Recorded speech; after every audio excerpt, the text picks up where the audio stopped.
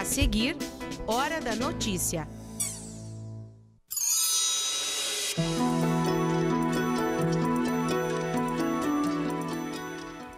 Cindy Lojas vai mediar negociação com comerciários para a instalação da Havan em Passo Fundo. 26% dos cargos de CCs vão ser cortados da Prefeitura de Passo Fundo. Para falar sobre a reforma administrativa, nosso convidado aqui no estúdio é o procurador-geral do município Adolfo de Freitas. Depois de 10 anos no ar, o programa Trincheira, espaço de rock alternativo na Rádio PF, se despede da programação.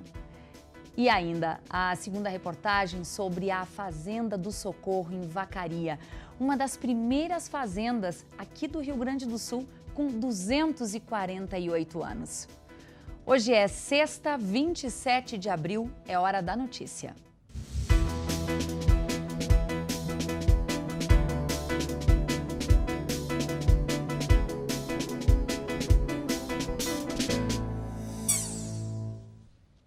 Continua o impasse na negociação entre a mega loja da Havan de Santa Catarina e o Sindicato dos Trabalhadores no Comércio de Passo Fundo. Hoje pela manhã, um comunicado à imprensa na sede do Cindy Lojas esclareceu alguns pontos importantes desta negociação até agora.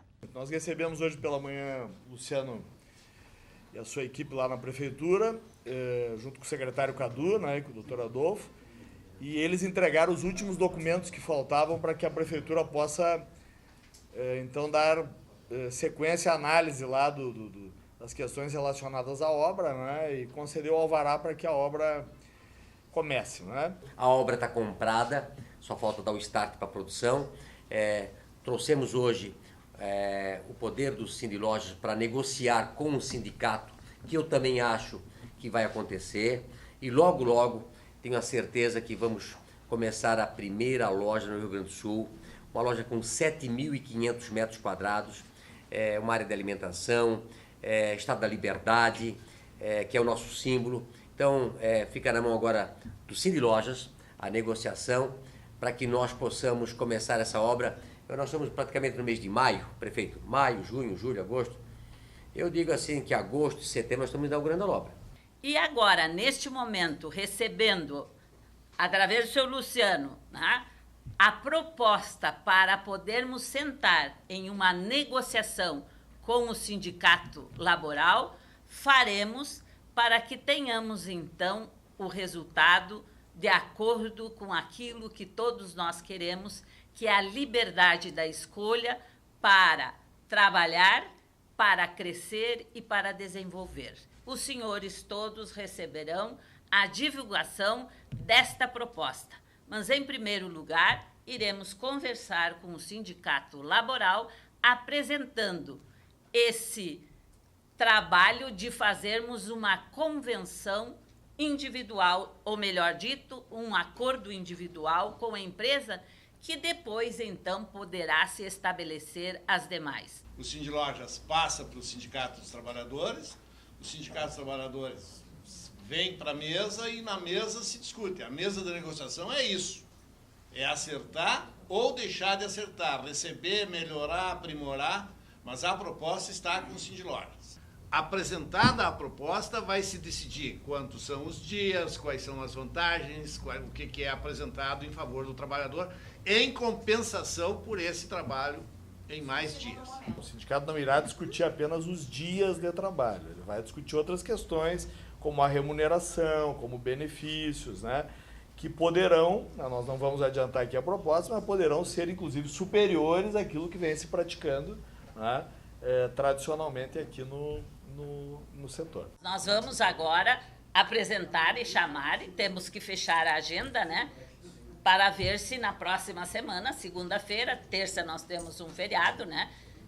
Mas ela será o mais breve possível, fechando a agenda do laboral com a nossa agenda aqui. Eu acredito que nós queremos dar esse passo em Passo Fundo, esse primeiro passo, né?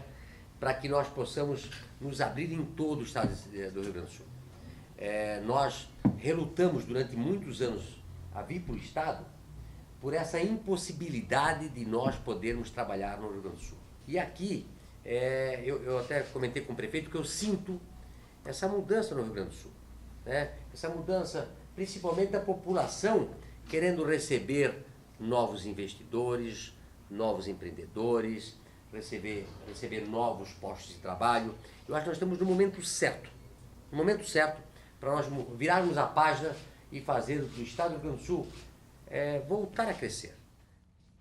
Bom, e como foi dito no comunicado para a imprensa, não há prazo para o desfecho desta situação. Vai depender de agenda e do acerto entre as duas partes, entre a Loja Van, né, e o Sindicato dos Trabalhadores. Manter o equilíbrio financeiro em termos de crise econômica não é uma tarefa fácil para as administrações públicas, mas é uma tarefa necessária. A Prefeitura de Passo Fundo anunciou esta semana que vai fazer uma nova etapa da reforma administrativa, buscando, é claro, economizar. Com a gente aqui no estúdio, o Procurador-Geral do município, Adolfo Freitas, nosso convidado para explicar que medidas são essas e quais os impactos para a comunidade. Doutor Adolfo, seja muito bem-vindo ao PFTV. E a gente quer começar já lhe perguntando o que vai constar nessa nova etapa, a terceira etapa da reforma administrativa. Bom, essa mini-reforma que a gente chama, porque ela não é tão ampla, é um terceiro projeto de lei que foi encaminhado para a Câmara no início da semana, prevendo a extinção de 25 cargos. Né? Todos eles, 10 cargos de cargo em comissão, que se chama, aqueles que são nomeados pelo prefeito, e mais 15 funções gratificadas que poderiam ser ocupadas por cargos em comissão ou servidores do quadro. O número de 26% que a gente falou na abertura do jornal com relação ao corte é o número total, incluindo as outras etapas da reforma administrativa. Certamente. Nós já extinguimos com essa última proposta na Câmara, que não foi aprovada ainda, né? Nós esperamos que seja aprovada. Nós chegamos a 45 cargos. Isso representa aproximadamente 26% do quadro existente quando nós assumimos. O que ela representa em termos financeiros? De que número nós estamos falando?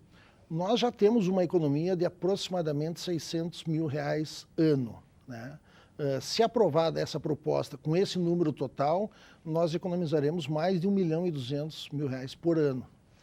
Cortando cargos, a Prefeitura economiza. Ela está pensando em outras medidas também para buscar economia? Nós já tomamos outras medidas desde o início, né? O Brasil, o Estado do Rio Grande do Sul, vive uma crise sem precedentes na história. Nos últimos 100 anos é a maior crise que afeta a economia brasileira. Então nós já reduzimos drasticamente o pagamento de horas extras, não temos mais. Fizemos algumas alterações no Vale Alimentação para os novos trabalhadores, né? E estamos fazendo essas medidas de cortes de cargos que não sejam imprescindíveis para a Prefeitura. Poderá haver uma quarta etapa dessa reforma administrativa? Ela já é pensada, planejada por vocês, doutor Adolfo? A Prefeitura, o órgão público, ele é muito dinâmico, né? Nós sempre vamos estudando o quanto precisa, o que precisa. Agora, por exemplo, nós encaminhamos um projeto para criar cargos de médicos, porque a situação do município exige isso, né?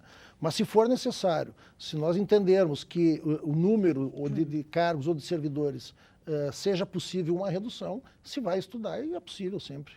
Há algum prejuízo com relação aos serviços oferecidos por essas pessoas? Ao todo aí são quase 50 trabalhadores ao todo. Não, isso desde o início o prefeito Luciano determinou que a gente buscasse a otimização. E eu acho que isso é um sentimento que a sociedade quer do setor público, né? A melhora na qualidade do serviço com o menos gasto possível, principalmente num período de crise. Então nós fizemos estudos, não estamos extinguindo nenhum cargo que seja essencial para a continuidade do serviço público. Ainda que a sua área não seja de finanças do município, doutor Adolfo, só para a gente encerrar aqui, qual é hoje a situação financeira do município de Passo Fundo? O município, como todos os entes públicos, ele sofre com a redução da capacidade produtiva do Brasil. 2016 e 2017, principalmente, o Brasil, como eu disse antes, sofreu uma crise sem precedentes, né? Isso se reflete no repasse aos municípios. Mas o porte da cidade de Passo Fundo, tudo que se foi feito para que se buscasse uma melhoria da economia local, a Prefeitura de Passo Fundo paga os salários em dia, paga seus fornecedores, evidentemente que numa negociação, porque o repasse está sendo feito a menor, né? Mas nós temos esperança que 2018 vai melhorar e que Passo Fundo continue sendo essa cidade polo da nossa região. Tá certo. Obrigada, doutor Adolfo, pelas informações e já um bom fim de semana. Obrigada. Os moradores e motoristas que precisam usar a rua Albino Lazarete, no bairro São Cristóvão, a rua do antigo Clube Industrial, onde funciona hoje a Escola Bom Pastor, precisam ficar atentos. A rua vai estar interditada nesta sexta e também no sábado para a instalação de uma faixa elevada. Depois do intervalo, a segunda reportagem sobre a Fazenda do Socorro em Vacaria, uma das primeiras fazendas aqui do Rio Grande do Sul. Nós já voltamos.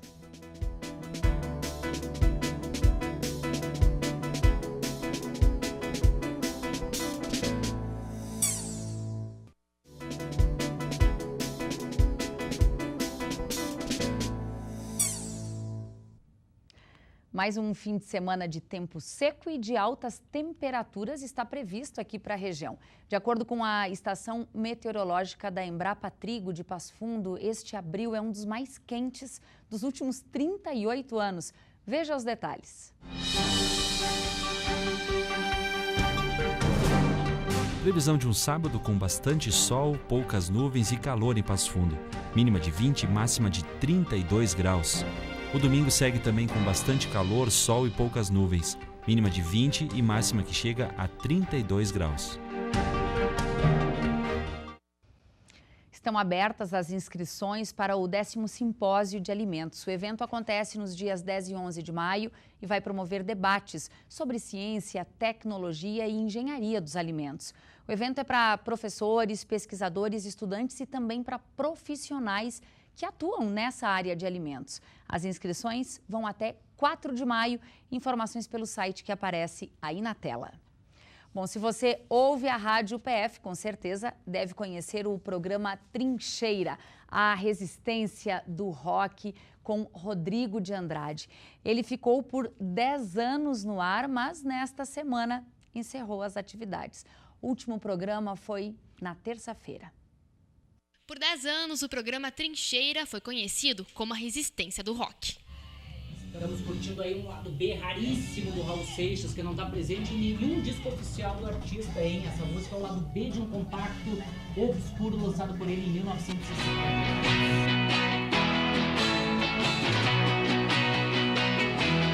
No programa eu tinha um site de antijornalismo para gostar, a banda é muito boa.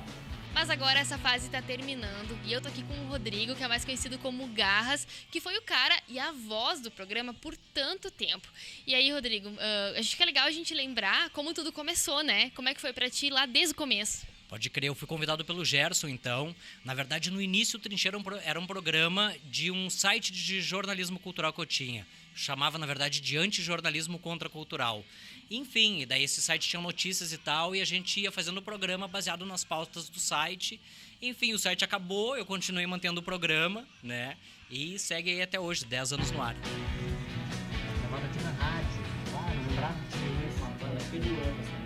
Bom, chega de papo por hora, vamos ver, cara, tem que ser programa que a gente vai abrir o programa. A resistência do rock, né? Como é que tu descreveria, além disso, o programa? O que teve aqui durante todo esse tempo? Pois é, além de, então, de cumprir esse papel de tocar os clássicos, manter esse lance de, o rock, ao menos, ainda presente de uma maneira constante na programação de uma rádio tão importante, seguir tocando por aí bandas independentes, raridades, coisas obscuras, coisas que o grande público não conhecia, um processo de arqueologia, às vezes até mesmo tocando coisas que só existem em vinil, que não existem nem em fonte digital, nem em CD, nem na internet.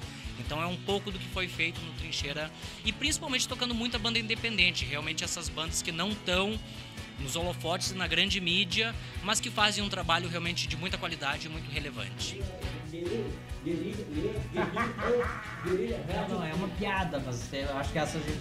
E agora tem novos projetos pela frente, né? O que tu vem tramando aí? Isso aí, então eu tenho um selo fonográfico, eu faço lançamentos em vinil, em cassete, em formato digital, plataformas digitais, CD.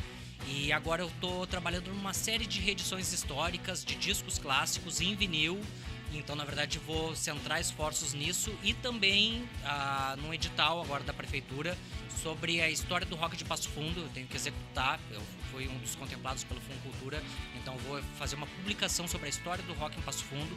Vai vir encartado com CD, com as bandas da cidade e tal, vai ser um resgate histórico, vai ser bem legal. Bacana, boa sorte, bastante coisa pela frente, né? Bom, é isso aí. Agora você acompanha um pouquinho do que rolou ao vivo aqui no estúdio da Rádio PF, no último programa do Trincheira. Pensando agora, moçada, e quem diria, né, Rodrigo de Andrade, que você sairia do programa e não seria saído do programa? Eu nunca esperei, na verdade, eu passei 10 anos aguardando o pé na bunda, não rolou.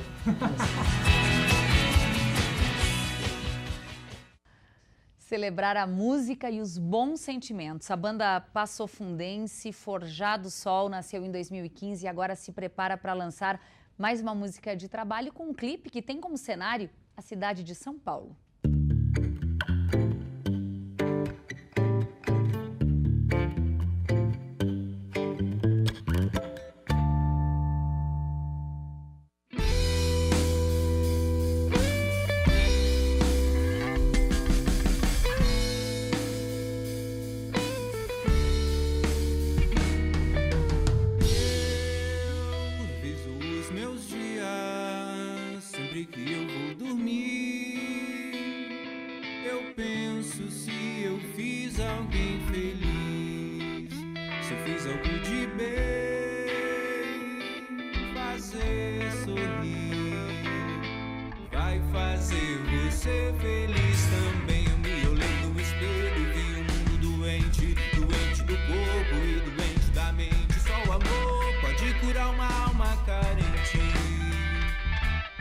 Jornada é o mais novo single da Forjado Sol, uma banda aqui de Passo Fundo que tem como levada sonora influências do rap, do reggae e também do rock.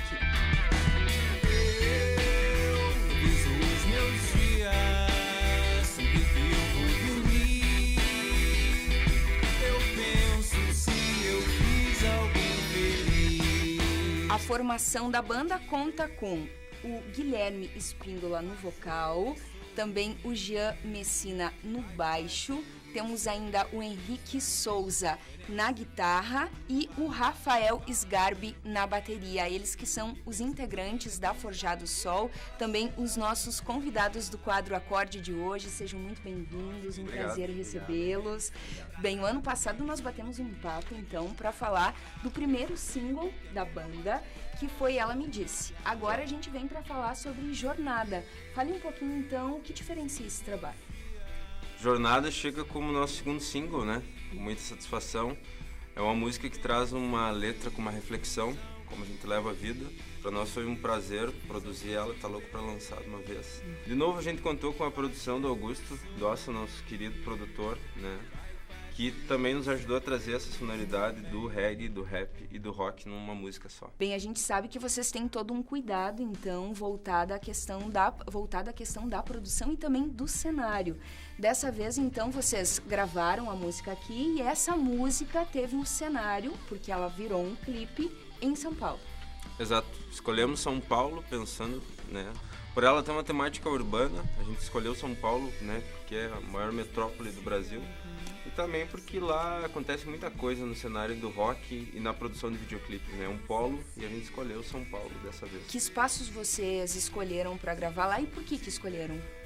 Então, a gente acabou escolhendo umas cenas do Palhaço para serem feitas na rua, né? Que é uma coisa bem típica de São Paulo, né? Ter artistas na rua. E a gente fez a segunda parte do clipe, a gente fez numa casa de shows, né? Chamada A Morada lá, que é bem conhecida lá também. E que aparece essa turma toda. Ótimo. Bem, pois é, vocês aproveitaram então a ida a São Paulo justamente para dar uma passadinha também no Rio, onde vocês tiveram uma experiência como músicos de rua lá. Isso, além da gente ir para São Paulo gravar o clipe, a gente deu uma esticada, foi pro Rio, ver qual é que é do cenário lá, né? Conhecer um pouco mais sobre o que está acontecendo no Rio e em São Paulo, né? Em questão de música. Tocamos na rua lá, fizemos contato com muita gente bacana e fez muita coisa legal lá também. Fica o convite para todo mundo que está assistindo o Acorde e para todo mundo que está nos pedindo pessoalmente, dia 7 de maio, tá rolando nas redes sociais, no nosso canal do YouTube, oficialmente o lançamento de Jornada, primeiríssima mão, aqui no acorde alguns trechinhos.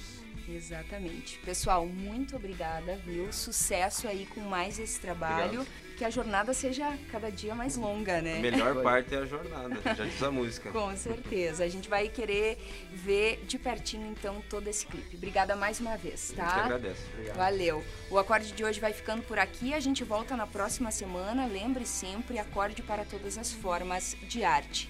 Até mais. Eu penso se eu fiz alguém feliz, se eu fiz algo de bem, fazer sorrir, vai fazer você feliz também. A Fazenda do Socorro, em Vacaria, é uma das primeiras fazendas do estado. Tem exatos 248 anos. É uma estância que mistura a história com o desenvolvimento daquela região. Veja mais agora na segunda reportagem especial.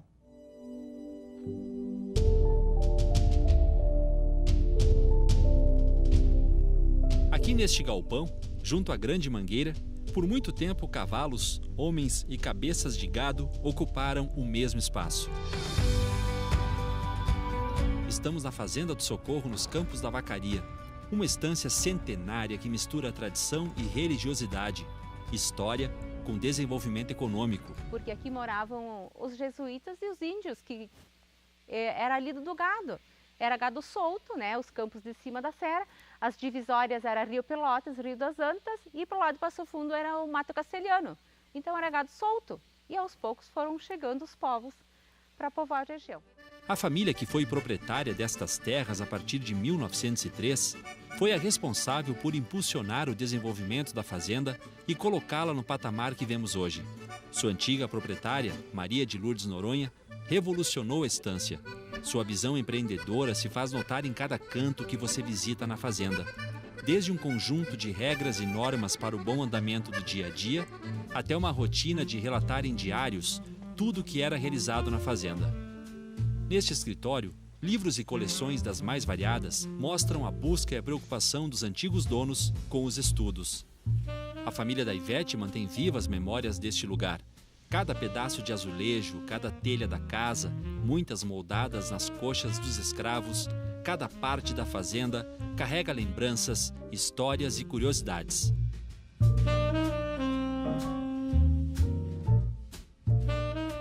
No decorrer do tempo, a gente entendeu, né, como a curiosidade das pessoas, muitos pela história, pela cultura, arquitetura, tudo isso envolveu, né, a gente de disponibilizar a essas pessoas. Não era nossa intenção, nosso ramo, mas então a gente acabou abrindo as portas, então nas quartas-feiras à tarde e nos sábados à tarde, para essas pessoas que têm curiosidade, que têm interesse, né, pela cultura, história, arquitetura dessa fazenda. Em cima do antigo refeitório, hoje um salão de festas, está a riqueza memorial da fazenda. É por estas escadas que levam ao sótão que a viagem ao passado começa.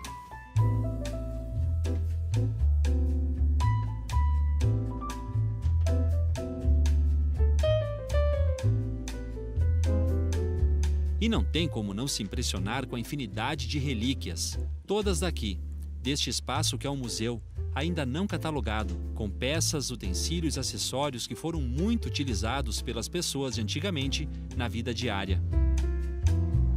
Tem malas de garupa, pelota, que era para o transporte de mercadorias pela água, selas de cavalo e muito, muito mais. São cerca de 1000 peças, na maioria bem preservadas. Olha só estes sapatos, feitos no molde de madeira, com detalhe em couro. Tem ainda um ambiente com diferentes modelos de berços e roupas típicas da época.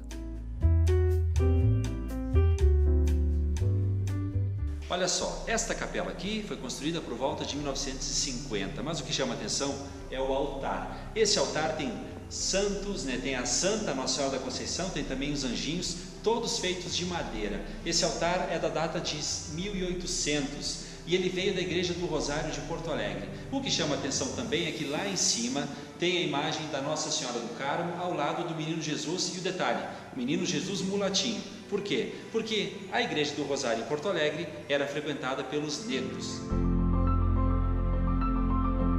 A capela é rica em detalhes. Através das imagens dos anjos e santas, dá para imaginar a força da fé nas pessoas que viveram aqui. Esta santa de azul é Nossa Senhora do Socorro, santa que deu nome à fazenda e que, com o tempo, consolidou a estância como um lugar de refúgio e aconchego.